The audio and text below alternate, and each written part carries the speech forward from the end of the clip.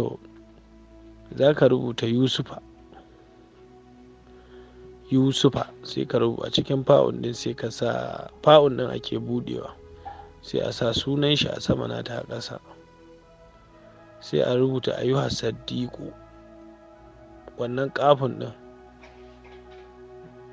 ita ma sai a rubuta ta katuwa, sai a sa sunayensa a ciki, sai a je a tona wannan a kwakula jikin kuka, sai a toshe, a saka jikinta, ba wai gindin ba ƙasa ba, a jikin kukan za a kwakula, sai a sa laya, sai a sa ɗan ɓallin tuwo a toshe.